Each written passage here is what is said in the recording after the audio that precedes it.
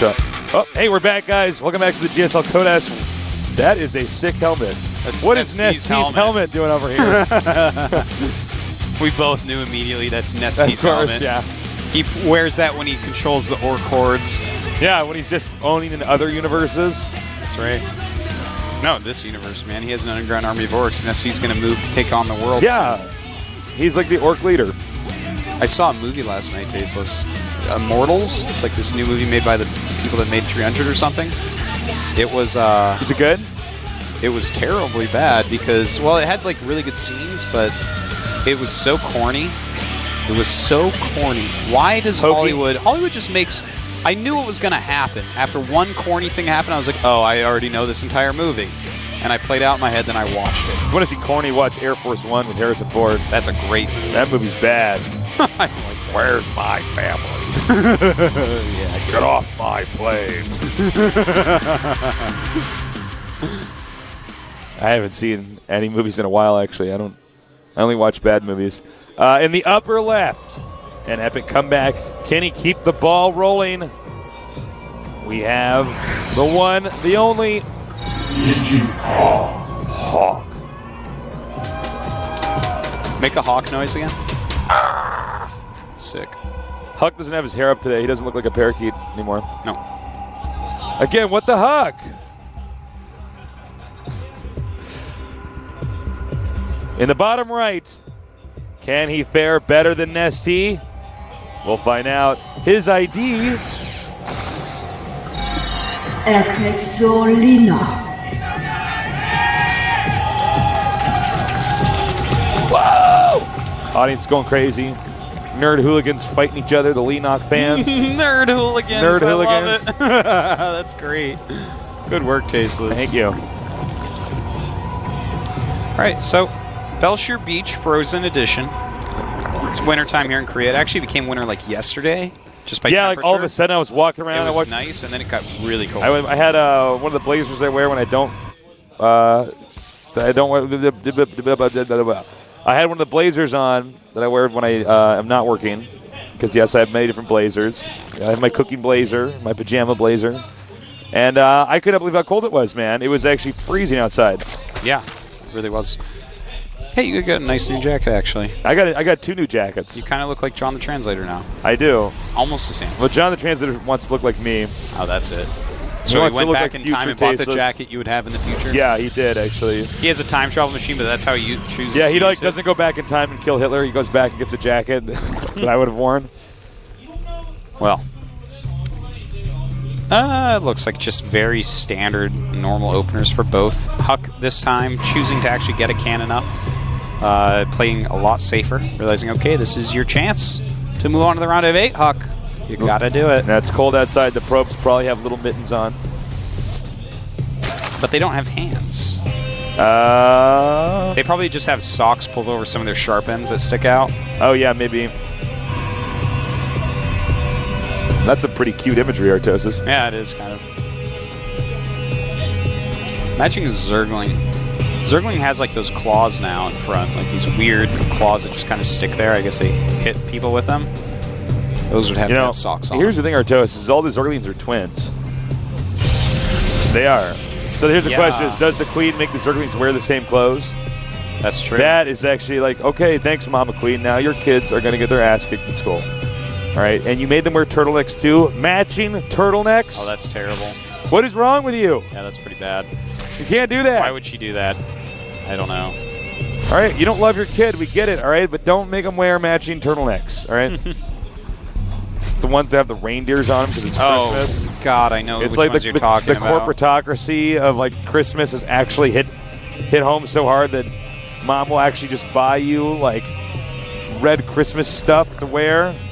Because if you get a Christmas sweater on Christmas, that means that they don't love you, okay? Because a Christmas sweater on Christmas, you wear that once, you look like a total lamer, and then you don't wear it ever again. In fact, you burn it in the tire fire. Tasteless spit and truth, man. Mad truth. It's an interesting build here. I'm gonna go get actually a reindeer sweater and wear it around you. We should. Oh God! Like, who bought you that? Who doesn't love you? Tasteless, I'm ready to go to the club, man. And you'd be like, why? are you wearing that? I'll be like, because Stasis, when the weather outside is frightful. We're playing a game of Starcraft. And I'm like, have a very muta Christmas. All right, so Leenock right now taking a third base very quickly. I'll show you right there. There you go. Look at it. Pretty standard, pretty safe. And Huck actually getting his next sentry on the outside there to chase away some Zerglings. Not getting +1 attack yet. A lot of times you see +1 attack very quickly with Forge Fast Expands. Getting a couple more gases, though. I feel like we might see a Stargate go up at some point here. Oh, no. +1 starting. Never mind. So, wondering what build Huck is going to go for here. He might just go for one of these sentry-heavy third base taking builds that he likes just so much. That Overlord the hat tree on the way. That Overlord is so carefully parked right now. He's precariously perched. Perched? Yes. I don't think Overlords can perch. Well, that one is. And he is infecting the Stargate. Okay, so yeah, Huck. When you see Huck get 4 gas after Forge Fast Expand, it normally does mean he's going to go into Stargate. He does like some of those builds, and of course, you know that can do a lot of things for you. He only has he is warping some more gates. I'm like, what? Is he going to have 1 gate and go take a 3rd? I'm like, wait a minute, Huck. This is actually it's called my 3 Nexus 1 gate build. Yeah. He's like, well, last game that my mistake was going 2 Nexus 1 gate. This time I'll go 3. It's like, no, man, that's not how it works. But no, he's getting some more gates, and so he's just gonna. This is definitely an expansion build. You know, it's kind of cool because the Void Ray really puts an end to Roach pressure. So what's your opponent gonna do? Is he gonna send Hydras across the map? No. So all you need is something that can take care of Zerglings or hold Roaches off for a little bit, which is the Sentry count he's getting. Huck's build. It's a nice build. It's going to work out pretty well. Okay, random Guardian Shield. Let's get a shot of this. Random Guardian Shield. That's right. You see it? Yeah. That's a mistake. It's called hitting the G key when you were supposed to hit the H key for hold position. And that's why you got to switch your hotkey. That's why I have my Guardian Shield. I actually still have to make those hotkey videos of us, Stasis. Oh, yeah. We keep meaning to do that. Amazing hotkey videos. I'll try to do that very soon. I keep saying I'm going to do it, and I haven't done it yet. Maybe I'll just bite the bullet and make one tomorrow. I'll make mine, then we can do yours when we come back. By the way, guys, little announcement, we will be casting at DreamHack. It's going to be sick. Right. We're going to be at DreamHack. Come meet us. I'm going to Sweden. Yep. I can't wait. No. I'm going to start singing like that Swedish Muppet and the chef or whatever. No, it's okay, guys. We actually know that Swedish really just sounds like Klingon. All right, so anyways, I can't wait to get down there. It's going to be a lot of fun. Oh, sick. Very nicely done. Sick. And Huck will take out a good number of Zerglings. Is it worth it? Yes. Leenock right now making some Roaches. He does have 68 drones against 53 probes, but Huck taking that third base with very, very excellent timing. I like this this style, man. This is actually, it's such a cool build to actually just go ahead and take a quick base, a quick third, because, you know, what's he going to do? Kill you with Zerglings? As long as you have enough force fields and Zealots, man, you're actually fine. So I love the Sentry unit, man. I love that they put that in the game. It's actually kind of interesting. It so much more interesting. The thing is, without it, like the game would be completely imbalanced. Like Protoss just couldn't win. Yeah, you know. So they'd have to like buff all sorts of other stuff. It's really interesting how everything is focused around the Sentry for Protoss. Everything. You know, it's interesting because Protoss are actually incredibly fragile in StarCraft 2. Yeah, it's all about picking your battles correctly. It's kind of like Terran in StarCraft 1. Yeah, in a lot of ways it is. And look at this. Huck is just going to crush through this army. I'm surprised Leenock didn't even turn around with his Roach in the back. I'm surprised Leenock... He's like, here, take this one. I'm surprised he made a little group of Roaches and went across the map with them. That's what I'm surprised at. Yeah. But yeah, I mean... It looks like Leenock just going to take a 4th. Just macroing up kind of. You know, he's making 13 mutas right now. That's actually really, really good. Very smart. Blink is upgraded, though. And Huck does have some cannons ready at his main base. He's got to get them kind of everywhere, though. It's going to be really hard to cover all these bases. Also, guys, check us out at MLG. Oh, yeah. We're going to MLG for like 2 days, and then from MLG we go to DreamHack. We're touring the world. We're on tour. Tastosis 2011. Get the T-shirt, the one that has the names of way too many locations on the back of it, because that's what we do. We're going on tour. Muta's coming in here now. Muta's flying up. This is a lot of Mutas. He could do a lot of damage. But Stalker's going to go over there most ASAPly, taking out cannons. Oh! And there you go. Huck already used his blink to get in there a little bit quicker, so Leenock can get out. Looks like he's going to lose one Muta there. In the meantime, that Void Ray trying to be hunted down. Goodbye, Void Ray. Goodbye, Artosis. That's really funny, Taste. That was good, man. You're a funny guy. Thank you. So Huck, he got the robotics support bait, but he's not making any Colossus at the moment. You don't want to make any Colossus once you see Mutas. Very smart move by Huck, instead getting a Templar Archives right now. He may or may not add a Colossus later on if his economy's doing really well. But really what he wants is Psystorm. You have to get Psystorm against Muta. There's like literally no other way. What about Phoenixes? No! No! Phoenixes are bad against Mutas, believe it or not. Unless you want to spend all day like trying to hover around the outside of the orbit. And then you misclick once and you just kill like 4 of them. And you're like, oh, cool, brah.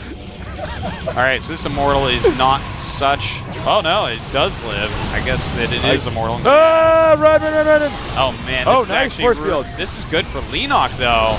For a moment it was, in fact. And look at this. The Zerglings sucking up a lot of the damage. The Muta's dealing what they can in the meantime. Not enough, though. He's focusing near those cannons. The first part of the engagement was great for Leenock, but when he moved into that cannon region after force fields were up, a little bit too much emphasis he put in there. I don't think that was the right word, but whatever. That's all right. I mean. That's all right. Somebody on the forums will be confused. I don't understand how Artosis made that mistake. It was only hour 2 of live TV.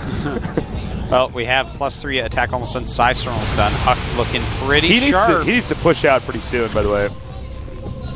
Well, we will see if he chooses to. Leenock's Muta's doing a great deal of damage. If he can get one good Psystorm off on those Mutas, that'd be so huge. And look at this.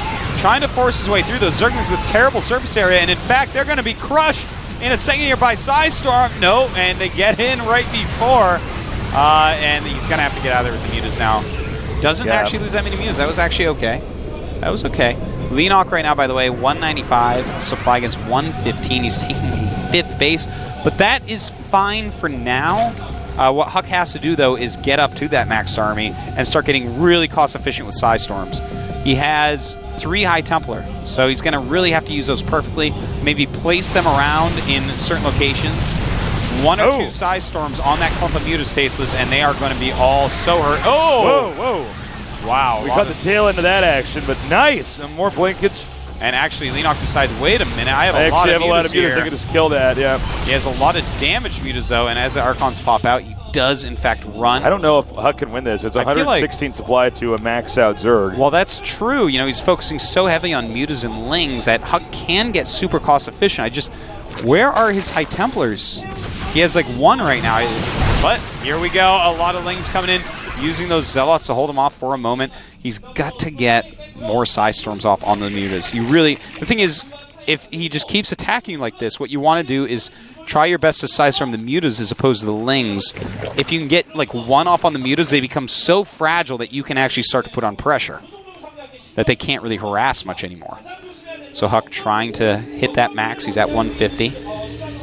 Hive on the way for Leenock. He's got Banelings out as well. Baneling speed is done. Not the best creep spread. Been really focusing on Mutas. See, a lot of Muta players have a harder time with the creep spread because they are so time intensive for your micro. Yeah, actually, that's a really good observation, Artosis. Yeah, I mean, if you have a lot of Mutas, it's going to be tough to manage creep as well. And it's also you don't really prioritize it as much. Oh my God! Very nice Psystorm though on some of those Banes. And that's just too many. Huck in a lot of trouble, man. Did not have enough Psystorms there. And it seems like Leenock is hitting the point of no return where he just is not going to be able to lose this. But, you know, if Huck can get his High Templar count up, he keeps losing them here and there. Leenock's being very good about being aggressive in the right spots, and Huck is not being able to preserve enough of them. You know, he's putting more gas into Stalker, saying, well, I do need some sort of backbone to my armor. The Psystorms won't mean anything. Does Zerg know about the base in the upper right? Yes. Yeah, he does. I did.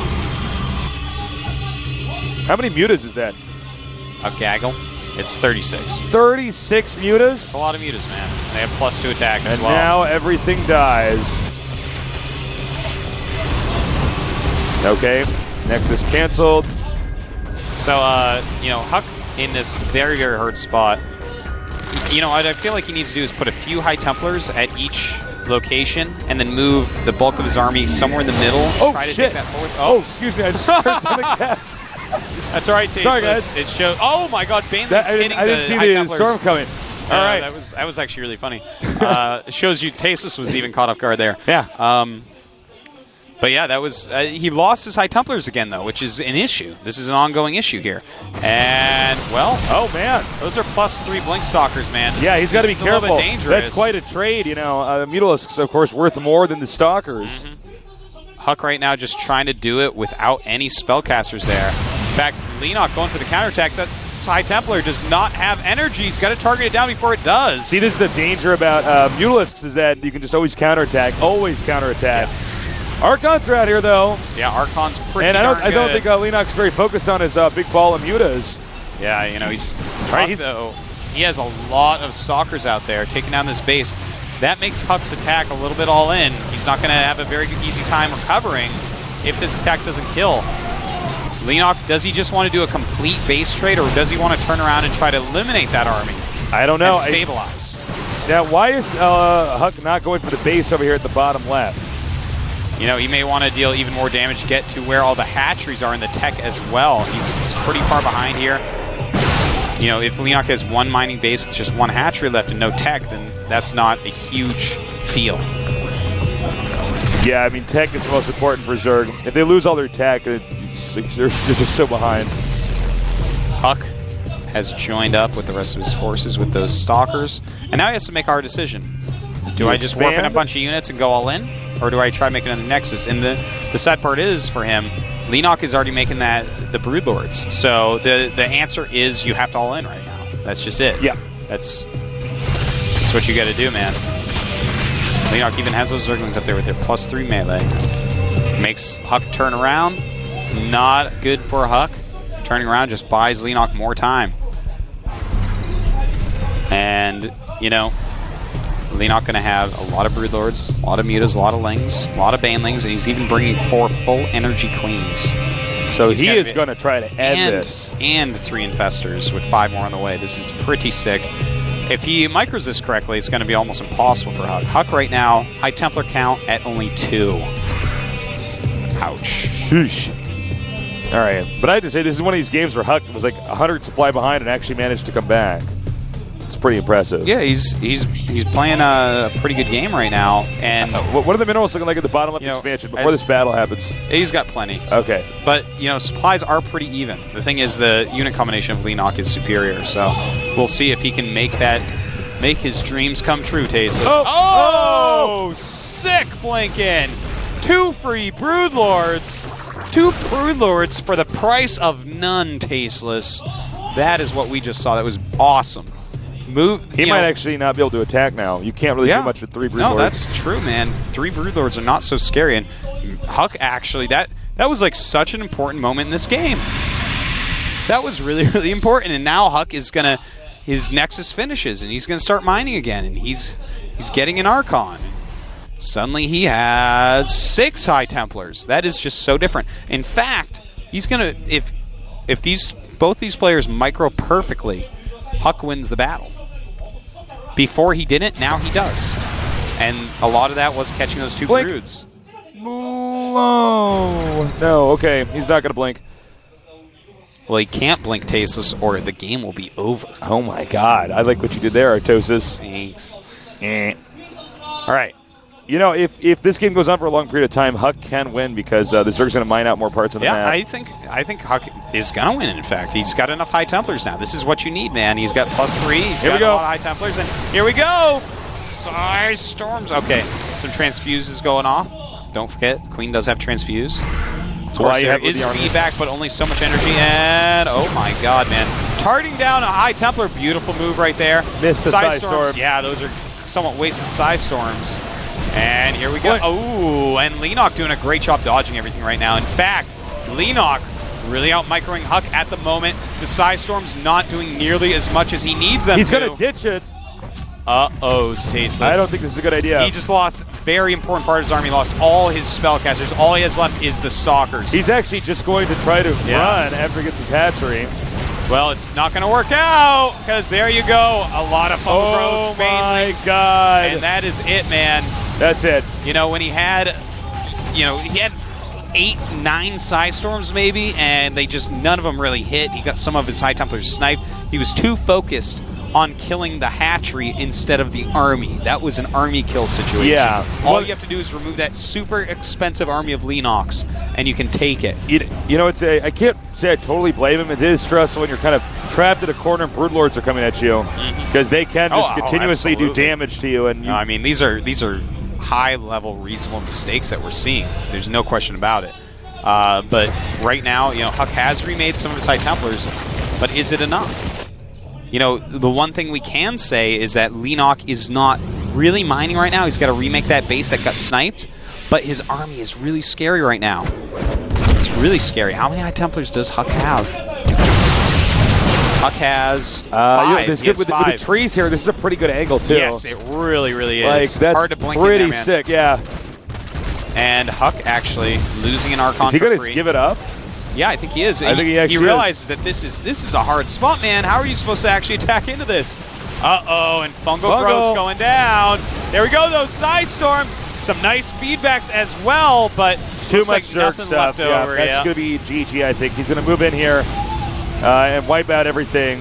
And I got to say, what a set of great games. Yeah, absolutely true. And actually, it looks like Huck will be getting third, so I think he goes straight to up and down, if I recall correctly. This is our first person in the round of 16 to get third in a group, so I'm going to have to check in on that with our new format. But he might go straight to up and down, which obviously is better than Code, like Nest's going to be going to. GG.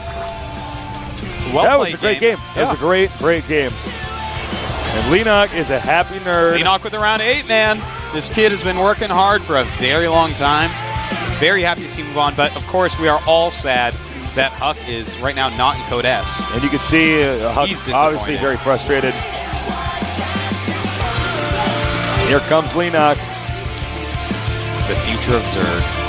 See you hey, it's John later. The Translator. It's John. We spotted John. He's there on the left. Yeah. You know what? John just looked at him. He's like, he's looking at us now. If it was Yu-Gi-Oh, Huck would have beaten you. It's like, all right, John, but Leenock doesn't play Yu-Gi-Oh, man. Just because Huck and John like Yu-Gi-Oh, jeez. I know, right? Well, that was the first game I accidentally cursed in. That was really funny because you were like, oh, like that's what would have happened if we were watching that at home or something. Yeah, yeah. That storm cool, came out of nowhere, man. I'm all for it, dude. You're a good guy, Tasteless. Okay, so that's the end of our first group. Yep. Halfway through today's games. It's kind of crazy, man. MMA making out, not a big upset there in any way. But Leenock not getting out. Nest not getting out. That's pretty big. Leenock making it that's pretty big. MMA making it not as big. It's like, oh, MMA made it. Okay, yeah, seems about right. Nest though, that's shocking. That's shocking.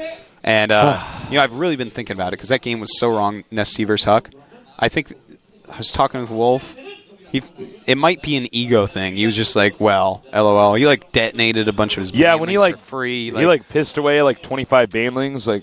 He did so many things terribly there. Money. That was just. And then you can get too confident. Anyways, yeah, all right, go ahead. Oh, here we go. Actually, I guess Huck actually goes to Code round 3 rather, as well as Nest T. I could have sworn that was up and down. Oh well. And then top 8, MMA and Leenock. That, by the way, means that they will both be in Code S next season. Top 8 is the cutoff, where if you make the top 8, you are in Code S for the next season. Damn. No matter what, you don't have to play any more games. Leenock doesn't even have to show up. Wow. Well, actually, maybe he does. We might have rules against that, but yeah. So, our next group that we're going to go into after the commercial, I'm Happy against FXO Oz, and TSL Killer against TSL Alive. A sick group indeed. There's no Zergs in this group, but it'll be great. Some great PvTs, TVTs, PvPs. Yes, indeed. I'm actually so excited. I love all 4 of these players. They're all great, and I think it's a pretty even group as well. So I look forward to casting that. And we'll be back in 5 minutes, guys, so don't go too far away. This is the GSL Code S.